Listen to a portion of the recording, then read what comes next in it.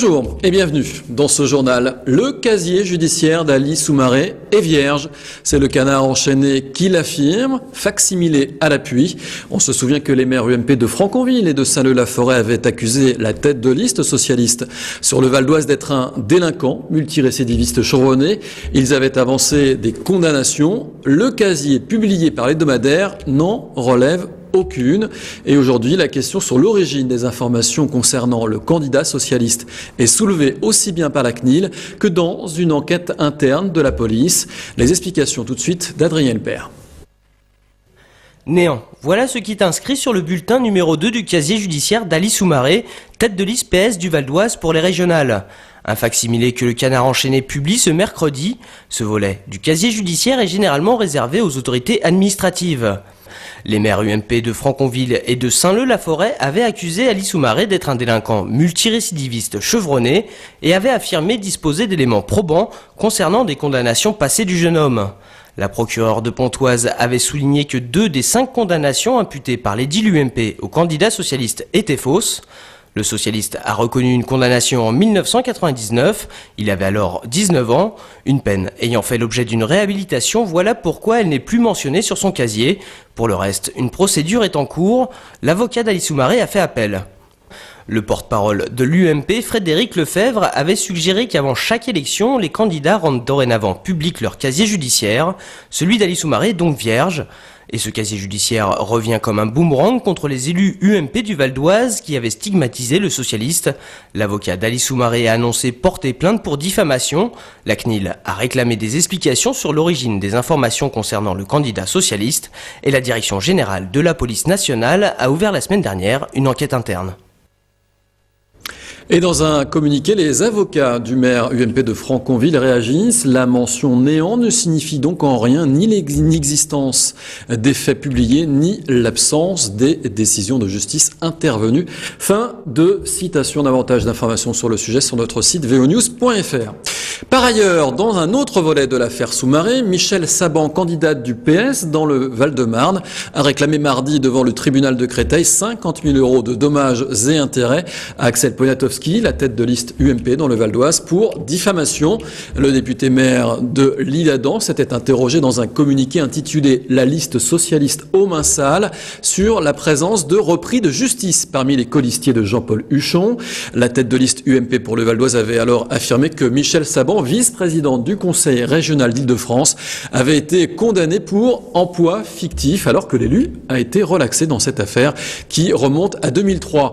Le jugement a été mis en délibéré à vendredi, c'est-à-dire 2 jours avant le premier tour de l'élection régionale. Alors, les régionales toujours, mais sur le terrain politique maintenant, les candidats d'Europe Écologie font aussi campagne. Vous allez le voir au cinéma.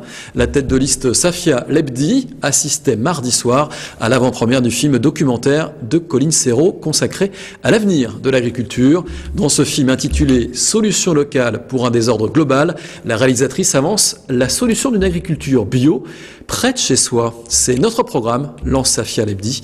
Regardez ce sujet, il est signé Christian Souffrant.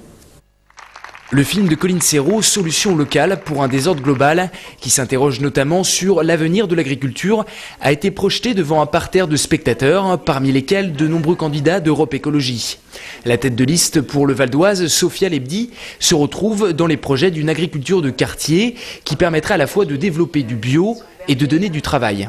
J'ai été confortée en fait dans les propositions que j'ai faites en tant que candidate sur le travail, le chômage qui touche particulièrement les jeunes dans les quartiers et particulièrement les femmes, et de me dire qu'on avait juste à côté des terres agricoles qui demandaient juste de trouver des salariés, des agriculteurs, des agricultrices, en tout cas de la main-d'œuvre. Le film de Colline Serrault a été diffusé en avant-première à Utopia Pontoise.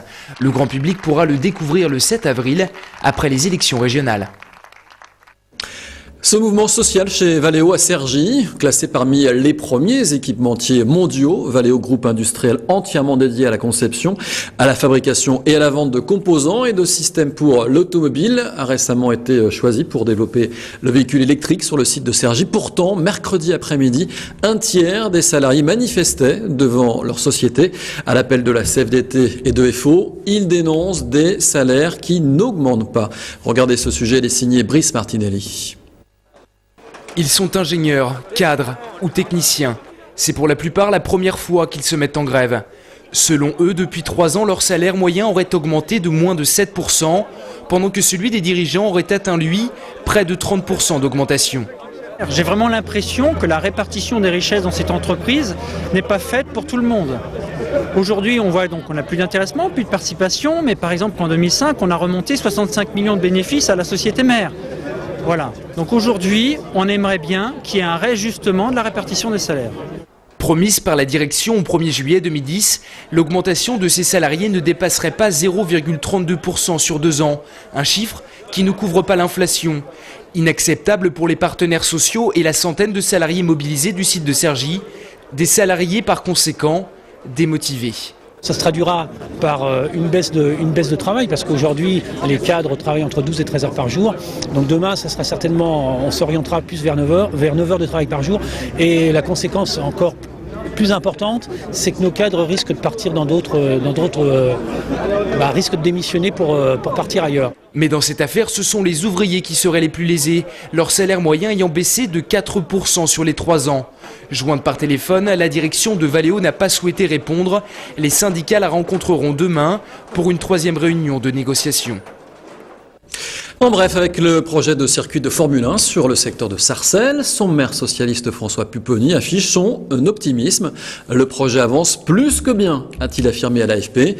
Le député qui a déjà localisé les terrains et recruté un architecte estime que la piste pourrait accueillir la F1 en 2013. Mais le maire est toujours à la recherche d'un sponsor et il espère que l'État puisse rééquilibrer les prévisions budgétaires. Du sport maintenant, après une pause d'1 mois, le championnat de Pro A de tennis de table a repris ses droits hier soir. La logique a été respectée entre Pontoise-Cergy et la Romagne. Le club valdoisien s'est imposé 4-1 dans le Maine-et-Loire, grâce notamment à 2 succès d'Adrien Matenet et de Chang Peng Lung. Grâce à cette victoire, Pontoise-Cergy reste leader de la Pro A avec 32 points à égalité avec le Valois. Prochaine journée le 23 mars. Cergy recevra alors l'avant-dernier Saint-Denis. Voilà, ce journal se termine.